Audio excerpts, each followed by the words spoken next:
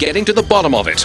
The latest political football, to tap or not to tap the strategic oil reserve. Why one top energy expert thinks it won't do anything to relieve your pain at the pump.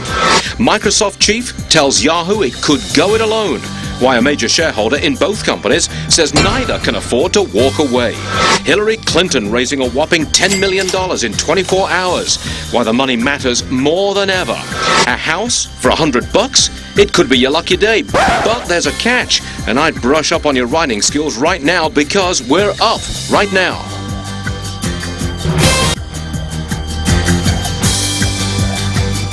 Welcome to Cavuto. I'm Stuart Varney, in tonight for Neil. The government is taking big steps to calm down worried consumers today. Agriculture Secretary Ed Schaefer saying there is no rice shortage in the U.S. and that speculation is one of the reasons for the price hikes. Then why are Costco and Sam's Club putting limits on how much rice you can buy? I'm joined by two guests who will help clear all of this up. Kevin Kerr, president of Kerr International Trading, says energy costs are driving up prices.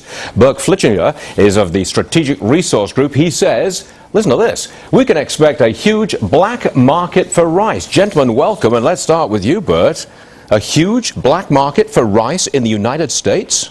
Right, Stuart, because in the Philippines, you can now get life in prison for hoarding rice. There's such a shortage throughout Asia, throughout the Americas, throughout Africa. There are food riots at every continent right now, and Wesley Snipes shouldn't feel sorry for getting 3 years for tax evasion, because this may be the biggest black market we've seen in a long time in commodities. Rice is up 141% just in the last 4 months.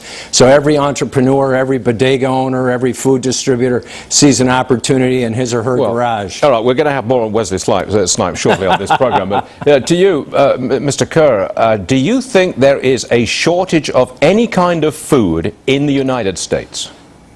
Well, not yet. And what we're seeing with rice, though, and I agree, I just returned from Singapore and Hong Kong, and, over there, it is a life sentence if you're caught hoarding this. And we've seen a lot of that with rice. And, the thing here in the United States is going to be a problem this year, I think, is going to be corn. And we all hear about corn-based ethanol, and we have a late plant this year for corn. So it's very possible that as we go into the year this year, if we have a poor planting season, that we could easily see shortages of corn and other commodities, because farmers are planting so much corn that we may see shortages in several of them here. Okay, when you talk of shortages, that means that there's not a 50-pound bag of rice on the shelf. You can't buy a 50-pound bag of flour. It's not there. People are hoarding it. You think we're going to get to that position this year? And again, I've got to stress, Bert, in the United States, you think that's going to happen?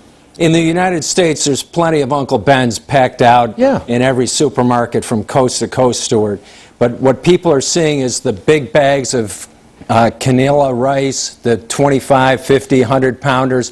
If they can stock those and containerize those and ship those overseas, as Kevin referenced. Well, wait a second. Now, you're talking about something different here. I'm talking about consumers going down to Costco and buying as much rice as they can. Individuals. You're talking about organized groups of people wheeling up a truck, taking out the rice and selling it overseas in a sort of black market. There's a difference here. There is a difference. And consumers will hoard in their pantries a tremendous amount of rice because they're afraid they may not be able to buy the product to prepare their food in the fall and the winter because of the worldwide shortage. So shoppers will stock up now, and entrepreneurs will really load up to export. Okay, Kevin Kerr, I want to ask you this. There's two views about the long-term prospects for food, basic food prices. One view says we're in a spike up at the moment, largely because of speculation. We'll spike down again soon. The other view is we're finished with cheap food for a long time to come. Which is your view?